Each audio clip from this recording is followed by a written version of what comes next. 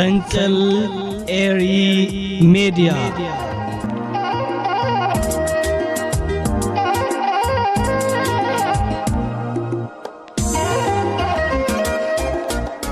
سلام تقاطعتي مدبات فنقل إيري ميديا كما يتحضروا نلوم سنبت إسران كلتن لكاتيت بقدام ما يتحست مدبات قريبا لكو نمك تالكم بخبري عدم سناي نعرف سنبت سناي مك تال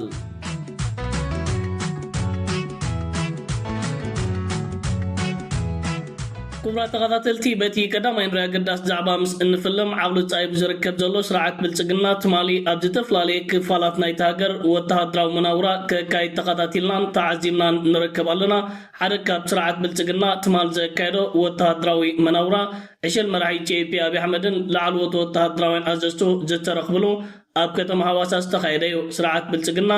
أبجا أقاتامي كاب نفرتي نابكلا إنا وردون كالوت زتفلالي نتفتاتن بمكياد سراوي سرعة بالسجنة نتا أب بحري زكايد كينات تدالي لو بمباليهم مناوراتات كسرع فتينهم ETV زتبالة مدبر تلفزيون نايت هاجر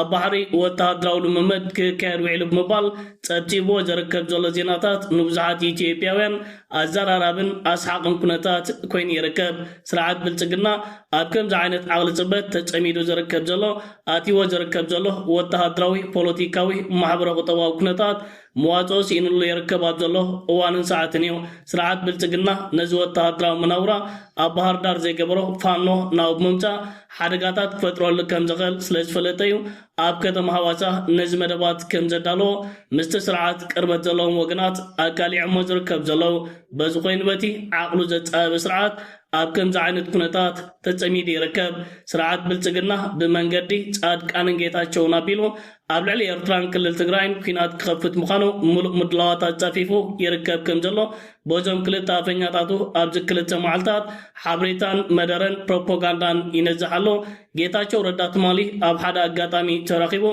سراويت إيتيوبيا أوشت مريت كل التقراي عدخلتن كالو بوطاتاتن انتجهلو نكتم أسمران نيرترا ملق بملو أبتعتو دجر نمتاو ناي ساعتات حطوي زدليون يركبل تزاري بوز ركب زلو قداي أزرار بزعبه كفيتي ركب نايجيتاتشو رد عطر فيديو نابهم كبلا ما يحسان أي مكلاكي حي تزهلو عد فلتا عد وراح تزهلو دقة انجيجمنت تلو أسمار المتاو هاي ساعتات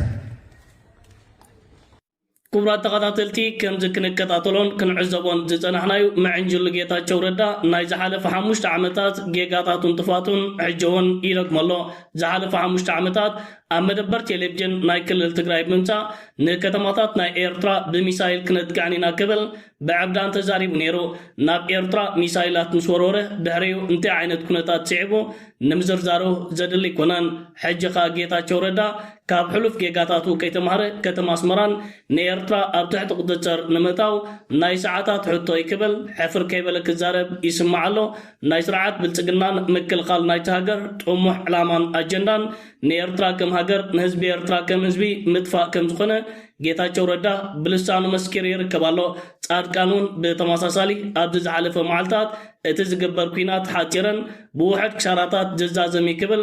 መስደመም ዝኾነ ፕሮፓጋንዳ ክፍኑ ተሰሚዕ ነይሩ ነዚ ጉዳይ ዝምልከት ጀዋር መሐመድ ሂቦ ዝርከብ ዘሎ መልሲ ኣብዛ ቪድዮ ናባኹም ከብላ ንከታተላ ካለ ጦርነትን ቀነቀጠሮ ይዞ መጀመር እንዴት አደገኛ እንደሆነ ነው ራቅ ካለውን ጀምረው ተዝካለ ጆርጅ ቡሽ የአሜሪካን ጦር ወደ ኢራቅ ሲልክ ኢራቅን እንደምትማጣውን ደብድበው ሳዳም ሁሴን ይዘው የሆነ መርከብ ላይ ቆሞ ሚሽን አካምፕሊሽድ ነው ያለው ተዳን ጦርነቱ አልቋል 20 ዓመት ምናምን እዛ ቆይተው ስንት ሺህ ሰው ገብረውበት በትሪሊየን ብዙ ትሪሊየን ገንዘብ አውጥተውበት ሳይሸንፉ ነው የወጡት የራሻው ፕሬዝዳንት ፑቲን በሁለት ሳምንት ውስጥ ኬቭን ይዘን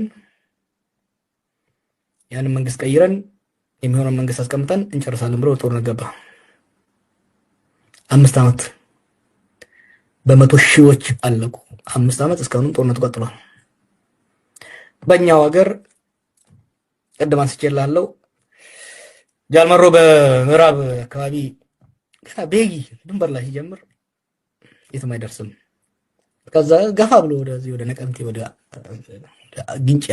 አምቦ አካባቢ እንቅስቃሴ ሲታይ በሁለት ሳምንት ውስጥ እናጠፋዋለን አለ ብርሃኑ ጁላ፣ ጀነራል ብርሃኑ ጁላ፣ ማርሻል ብርሃኑ ጁላ።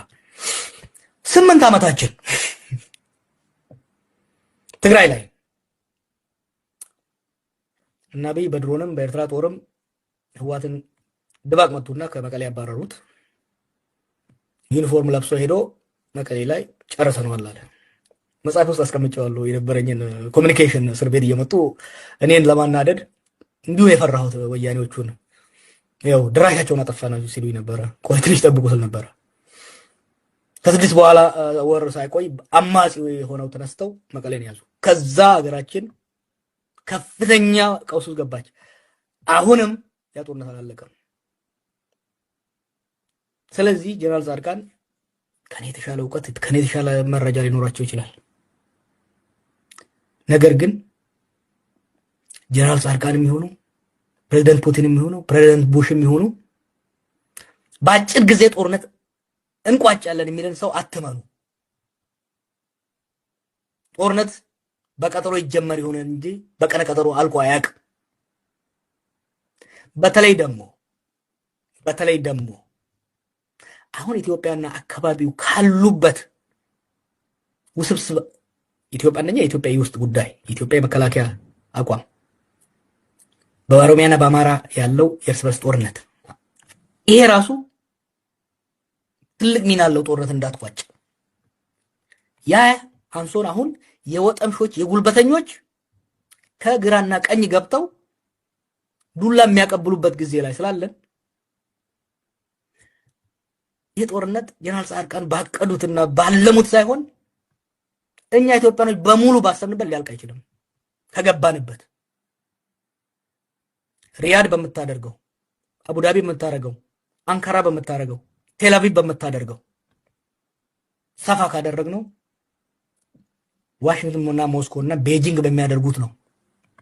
ክቡራት ተኸታተልቲ ንጽላልን ዕብዳንን ናይ ጌታቸው ረዳን ጻድቃንን ጀዋር መሐመድ ብከምዚ ዓይነት መንገዲ ዝተፈላለየ ኣብነታት ምምፃእ ተንቲንዎ ይርከባሎ። ስርዓት ብልፅግና ብጌጋ እማረ ኣብ ልዕሊ ኤርትራን ክልል ትግራይን ኩናት እንተዳኸፊቱ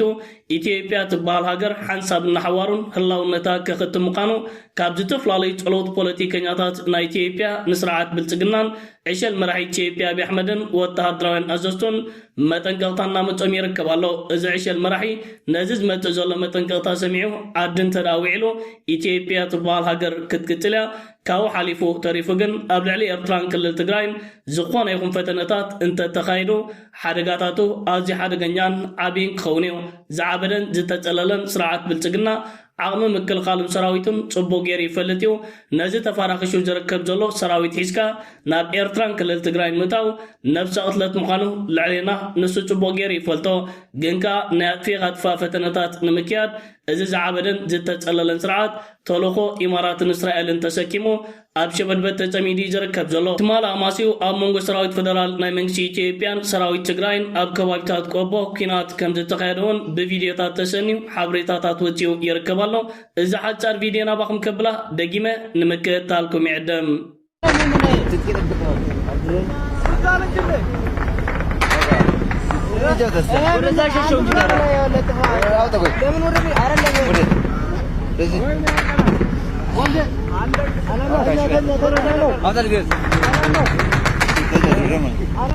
ክቡራት ተኸታተልቲ እዚ ብዚ ቪድዮ ክንከታተሎን ክንዕዘቦን ዝፀናሕና ትማል ኣማሲኡ ኣብ መንጎ ሰራዊት ትግራይን ሰራዊት ፌደራል ናይ መንግስቲ ኢትዮጵያ ተኻይዱ ዝርከብ ዘሎ ኩናት እዩ። እዚ ኩናት ቀፂሉ ከም ዝሓደረውን ዝተፈላለዩ ምንጭታት ኣብ ገጻት ፌስቡክ ሓበሬታታት እናስፈሩ ይርከቡ ኣለዉ። ስርዓት ብልፅግና ንሰበብ ባሕርን ኣፍ ደገ ባሕርን ንምባል ኣብ ልዕሊ ኤርትራ ኩናት ምክንያታዊ ንምግባሩ ኤርትራ መሬተይ ወሪራ ሒዛቶ ብምባል ብሚኒስትር ጉዳያት ወፃኢ ናይቲ ሃገር ኣቢሉ ናብ ኤርትራን ናብ ማሕበረሰብ ዓለምን ወግዓዊ ክስታት ኣቕሪቡ ነይሩ። ኣብ ኢትዮጵያ ዝርከቡ ዲፕሎማሰኛታት ንስርዓት ብልፅግና ብምድንጋር ናብ ውሽጢ መሬት ክልል ትግራይ ብምእታው ሓይልታት ምክልኻል ኤርትራ ኣብ ውሽጢ መሬት ኢትዮጵያ ኣሎ ድየለን ኣረጋጊፆም ይርከቡ ኣለዉ። እቲ ስርዓት ብልፅግናን ሚኒስትሪ ጉዳያት ወፃኢ ናይቲ ሃገር ኣካይድዎ ዝርከብ ዘሎ ፀለምን ሓሶታትን ሓሶት ከም ዝኾነ ከዓ ተረጋጊፁ ይርከብ ኣሎ። ነዚ ጉዳይ ዝምልከት ኢትዮፎርም ፀብጻብ ኣቕሪቡ ኣሎ። ዜና በኢትዮ ኤርትራ ድንበሮች ላይ አንድ ምዕራባዊ ዲፕሎማት ጉብኝት ማድረጋቸውም ታውቋል። የብልጽግናው አገዛዝ ጦረኛ ፖሊሲውን ለመተግበር ሰራዊት እያንቀሳቀሰ ነው በሚባልበት በዚህ ወቅት ከዚህ አውዳሚ ተግባሩ እንዲታቀብ በዲፕሎማቶች ሲጠየቅ አርፋችሁ ተቀመጡ በማለት መመለሱን ዘ ኢኮኖሚስት ከሳምንታት በፊት መዘገቡ ይታወሳል። አብይ አህመድም ይህንን ድርጊት ምክንያታዊ ለማድረግ የሻዕቢያ ሰራዊት በትግራይ ክልል ገብቷል የሚል ሰበብን እንደፈጠሩ የሚናገሩት ምንጮች አምናና ታቻምናም በአልጀርስ የተፈቀደለትን መሬት ነው የያዘው ሲሉ ነበር። አሁን አዲስ ወታደራዊ ስምሪትና ንቅናቄ አለው ተብለው ሲጠየቁም በአዎንታ መልሰዋል ይላሉ። ይህንን ለማጣራት ደግሞ እንግሊዝ፣ ጀርመን፣ አሜሪካና ፈረንሳይ ኮሎኔል ዣን ኒኮል ኦፍሬ የተባሉትን ወታደራዊ አታሼ ወደ ትግራይ የላኩ ሲሆን አታሼውም ከመቀለ ጀምረው በአዲግራት አድዋና ሽረ ቀናትን የፈጀ ቅኝት አድርገው መመለሳቸውን የዲፕሎማቲክ ምንጮች ለጣቢያችን ተናግሯል። አታሼው ወደ ትግራይ የተጓዙት የጠቅላይ ሚኒስትሩን ሐሳብ ለመገምገም ቢሆንም እንደ ምክንያት ያቀረቡት ግን በአድዋና ሽረ አካባቢ የሚሰሩ የፈረንሳይ መንግስት የተራዶ ተግባራትን ለመመልከት ነው የሚሉት ምንጮቹ በአዲግራት በነበራቸው ቆይታ የካቶሊክ ቤተክርስቲያናን ኃላፊ ጨምሮ የተለያዩ ወገኖችን ማነጋገራቸውን ከዛም እስከ አድዋ በነበራቸው ጉዞ በኢትዮ ኤርትራ ድንበሮች ላይ ወታደራዊ እንቅስቃሴዎች መኖር አለመኖራቸውን መቃኘታቸውን አብራርተውልናል። ብልጽግና ከሰቆጣ እስከ አፋር ድረስ በዘረጋው መስመር ቢያንስ 6 ዞችን ማሰማራቱና በኤርትራ በኩል ሻዕቢያ በ2013 በና አብይ አህመድ ግብዣ ከያዘው መሬት ውጭ ሰራዊቱ ተጨማሪ ግዛት እንዳልያዘ የሚገልጽ ሪፖርት ስለማቅረባቸው አውቃለሁ ያሉ አንድ የዲፕሎማቲክ ምንጭ የአብይ አህመድ ሰራዊትም ቢሆን በ2013 በትግራይ ወረራ ሲከፍት በኃይል ከተቆጣጠራቸው አካባቢዎች ውጭ የጊዜያዊ መንግስቱ ከሚቆጣጠረው ግዛት ላይ ያሰፈረው ጦር እንደሌለ ማስረዳታቸውንም አክለዋል። በዚሁ ሳምንት አንድ የእስራኤል ዲፕሎማትም ወደ መቀለ ተጉዘው ከጊዜያዊ መንግስቱ ኃላፊዎች ጋር ተነጋግረው መመለሳቸው የታወቀ ሲሆን ጦርነትን ለማስቀረት የሚደረገውን ጥረት ለማገዝ ያለመ ጉዞ እንደነበርም ታውቋል። የአብይ አህመድ ሰራዊታቸውን ወደ ሰሜን ማንቀሳቀስ ያሳሰባቸው ዲፕሎማቶች ጠቅላይ ሚኒስትሩን ከጦረኛ ፖሊሲያቸው ለመግታት እየጣሩም ነው ሲሉ ምንጮቹ ያክላሉ። ክቡራት ተከታተልቲ ፈንግል ኤሪ ሚዲያ ንሎሞ አዳሊ ዝነበርኩ ዝተፍላለየ እዋናዊ ዛዕባታትን ሓበሬታን እዚ ክትከታተሉ ፀናሕኩም እዩ ዝመስል ነይሩ። ኣብ ናይ ምሸት ብካልእ መደባት ክሳብ እንራኸብ ሰላም ወሰናይ ኣብ ዘለኹሞ ብሩኽ ሰንበት ብሩኽ መዓልቲ ደቅረዮም።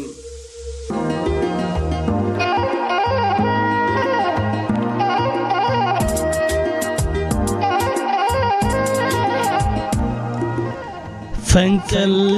ኤሪ ሚዲያ